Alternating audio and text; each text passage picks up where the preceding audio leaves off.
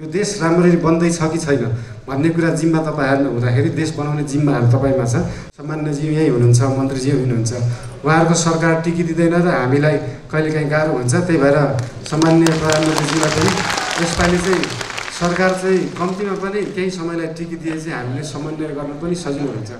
बालेनजीले अघि आफ्नो विषय राख्दै गर्दा सरकारको निरन्तरताको कुरा राख्नुभयो। म के भन्न चाहन्छु भने स्थानीय तहको निर्वाचनपछि हामीले प्रदेश र सङ्घको निर्वाचन गर्यौं। त्यसपछि सरकार निरन्तर एउटै छ। मेरै नेतृत्वमा सरकार छ। मलाई विश्वास छ यो सरकार 5 वर्षसम्म जान्छ। त्यसकारण तपाईको चिन्ता छ नि फेरि राख्छ कि भन्ने मैले बुझेसम्म त्यस्तो हुँदैन। त्यसमा ढुक्क रहन म भन्न चाहन्छु। न्याय माग्नलाई 11 दिन काठमाडौँ महानगरपालिकामा हिँडेर आउन नपरोस्।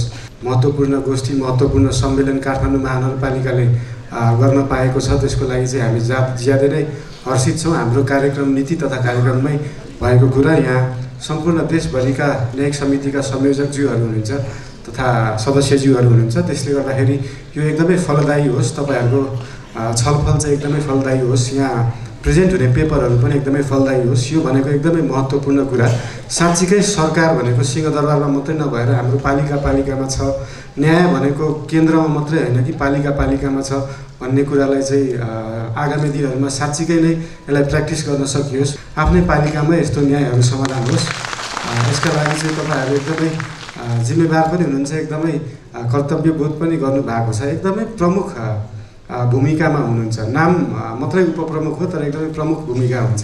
किन भन्दाखेरि न्याय जस्तो ठुलो कुरा त संसारमा केही पनि छैन जस्तो लाग्छ। हामीले सबभन्दा सुरुमा पाउनुपर्ने हामीलाई एकदमै सरकार छ भन्ने बोध गराउने पहिलो कुरा नै न्याय हो। र त्यसमा तपाईहरुले एकदमै राम्रो काम गरिदिनु भयो भने बल्ल मान्छेले जिल्ला अदालत जान नपरोस्, अरू अदालतहरू जान नपरोस्।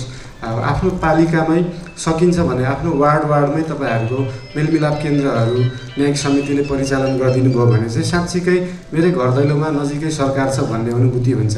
त्यसको लागि र थप उपप्रमुखज्यूहरू यहाँ हुँदाखेरि एउटा अर्को कुरा पनि के भन्न मन लाग्यो भन्दाखेरि तपाईहरुले अनुगमनको जिम्मा पनि लिनु भएको छ, बजेट बनाउने जिम्मा पनि लिनु भएको छ। तपाईको पुरै पालिकाले नीति तथा कार्यक्रम गरिसकेर कार्यक्रम गर्दाखेरि त्यो कार्यक्रमहरू, त्यो योजनाहरू सफल छन् छैनन्, त्यो ठिक तरिकाले भएको छ कि छैन, त्यसको अनुगमन गर्ने जिम्मा लिनु भएको छ भनेपछि पुरै देशको अनुगमन जिम्मा लिने तपाईहरुले लिनु भएको छ। तपाईहरु साँच्चीकै एकदमै प्रमुख भूमिकामा हुनुहुन्छ भन्ने कुरा एकचोटि भन्न चाहे।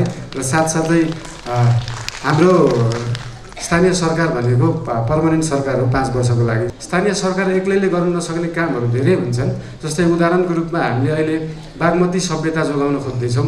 त्यो बागमती सभ्यता भनेको हामी मान्छे पनि नहुँदाखेरिको सभ्यता। यो धरती बन्दाखेरि सुरुमा खोला नाला बने, अनि बल्ल रुख बिरुवा बने, अनि बल्ल मान्छे बनेका हुन्। धरती बन्दाखेरिको खोला नाला नदीको अधिकार त हामीले सुनिश्चित गरिदिनु पर्यो हाम्रो 100 वर्ष आउने पुस्ताहरूको लागि। त्यसको लागि चाहिँ जोगाउनलाई चाहिँ सम्माननीय प्रधानमन्त्रीज्यू, माननीय मन्त्रीज्यूहरूले पनि पहल गरिदिनुहुन्छ होला भनेर हिजो मात्रै पनि अनुरोध गरेका थिएँ, आज पनि अनुरोध गर्छु। यो सम्मेलनको उद्घाटन गर्दै गर्दा र तपाईहरुको अगाडि उभिएर केही कुरा राख्दै गर्दा मलाई विशेष खुसी र गर्वको महसुस भएको छ। संघीय लोकतान्त्रिक गणतन्त्रको र त्यसमा 3 तहको सरकारको परिकल्पना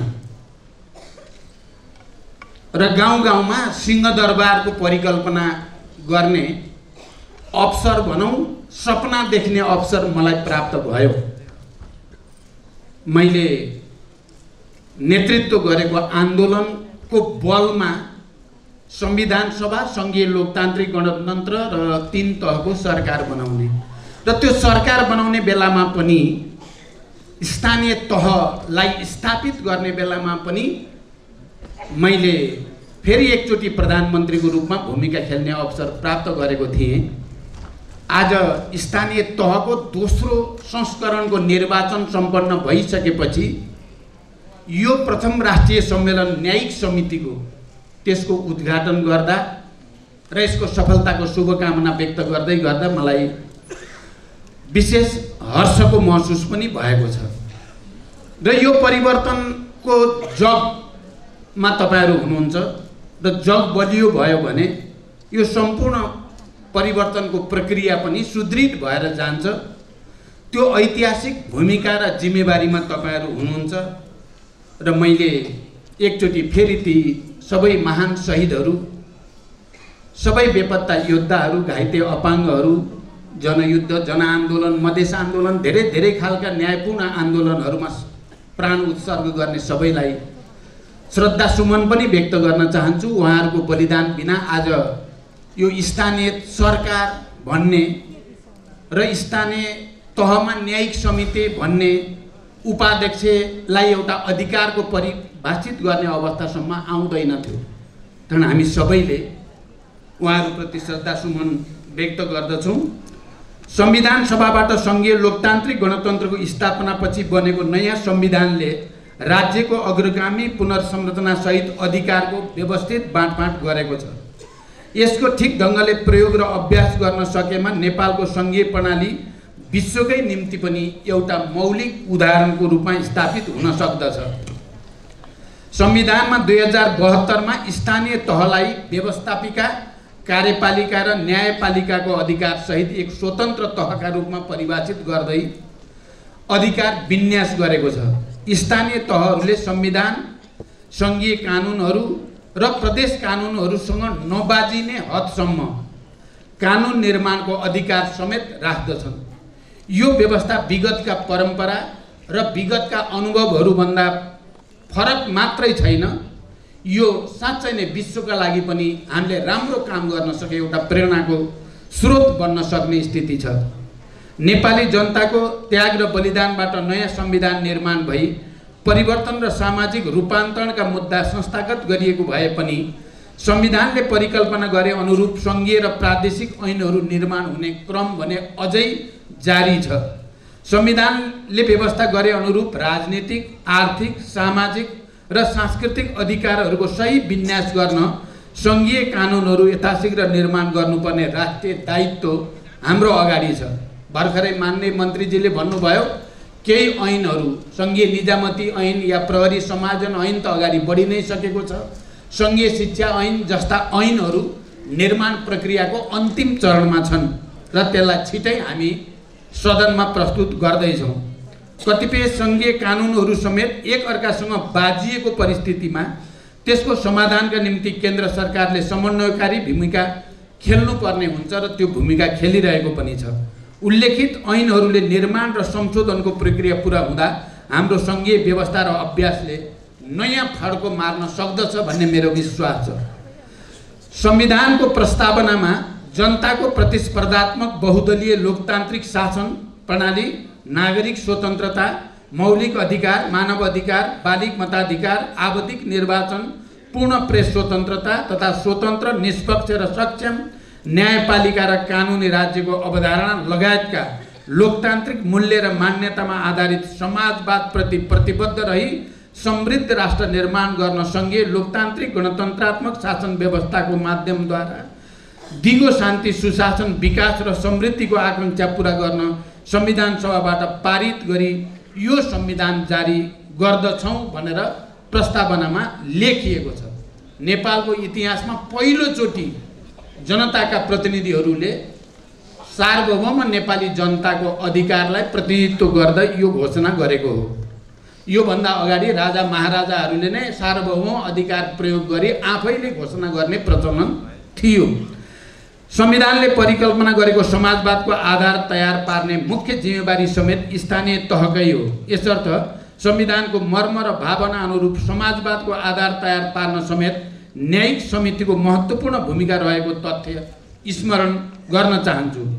नेपालको संविधानले स्थानीय तहलाई एक अधिकार सूचीका रूपमा 21 कार्यकारी अधिकार प्रदान गरेको छ, जसमा न्याय सम्पादनको भूमिका समेत समाविष्ट छ।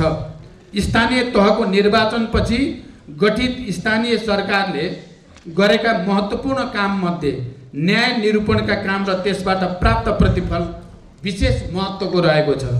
यस अवधिमा 19,000 भन्दा बढी विवादहरू न्यायिक समिति मार्फत समाधान गरिएको तथ्यले नीतिगत र व्यवस्थापकीय पक्ष सुदृढ गरी कार्यक्षमता बढाउँदा न्यायिक समितिले स्थानीय रूपमा रहेका विवादहरूको समाधानका गुणात्मक भूमिका खेल्न सक्दछन् भन्ने कुरालाई प्रष्ट पार्दछ।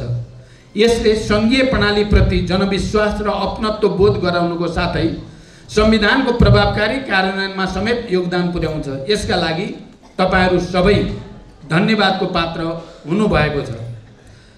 नागरिकहरूको मन मस्तिष्कमा सरकार भन्ने बित्तिकै स्थानीय जनप्रतिनिधि र कर्मचारीहरू नै अग्रपङ्क्तिमा आउँछन्।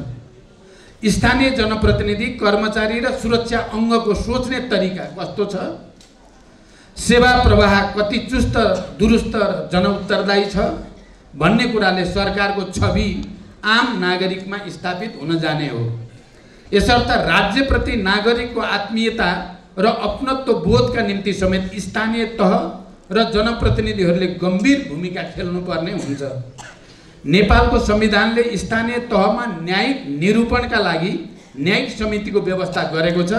स्थानीय सरकार सञ्चालन ऐन 2074ले न्यायिक समितिको संरचना र अधिकार क्षेत्र परिभाषित गरेको छ, जस अन्तर्गत स्थानीय तहमा सिर्जना हुने विवादहरूको मेलमिलापको माध्यमबाट समाधान गर्न र स्थानीय तह न्यायिक समितिको क्षेत्राधिकारभित्र भएका विषयमा न्यायिक निरूपण गर्ने मुख्य रहेका छन्।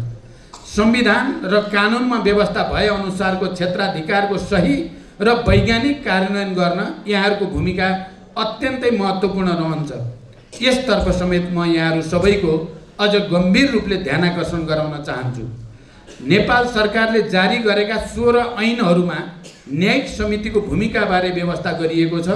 न्यायिक समितिहरू मार्फत हुने न्याय निरूपणले सेवाग्राहीको आर्थिक भारबाट मुक्त हुने, मेलमिलापका माध्यमबाट समस्याको समाधान खोज्नुले सामाजिक एकता र सद्भाव वृद्धि हुने, पुस्तौँसम्म व्यक्तिगत एवं पारिवारिक रिसराग र कलह रहने परम्परागत मनोविज्ञानमा कमी आउने, सेवाग्राहीले शीघ्र र झन्झटमुक्त न्याय प्राप्त गर्ने अवस्था आउन जान्छ। स्थानीय सरकारसँग नागरिक खुसी भएका केही क्षेत्रमध्ये न्याय निरूपणको क्षेत्र पनि एउटा प्रमुख क्षेत्र हो। तसर्थ यसको संस्थागत र संरचनागत विकास, साधन स्रोतको व्यवस्थापन, जनशक्ति व्यवस्थापन र क्षमता अभिवृद्धिमा केन्द्र सरकारले विशेष ध्यान दिनेछ। न्याय सम्पादनमा स्थानीय तहहरूबीच एकरूपता कायम गर्न, अनुभवको आदान प्रदान गर्न, माथिल्ला सरकारसँग प्रभावकारी समन्वय गर्न र समस्याहरूको केन्द्रीकरण र समाधानका साझा प्रयासका लागि यस्ता फोरमहरू प्रभावकारी हुन सक्दछन् भन्ने मेरो विश्वास छ। आगामी दिनमा समेत यस्ता फोरमहरूले सचेतना र क्षमता अभिवृद्धिका क्षेत्रमा विभिन्न रचनात्मक कार्यक्रमहरू समेत आयोजना गरी स्थानीय तह र न्यायिक समितिप्रति जनविश्वास बढाउन थप भूमिका खेल्नेछन्।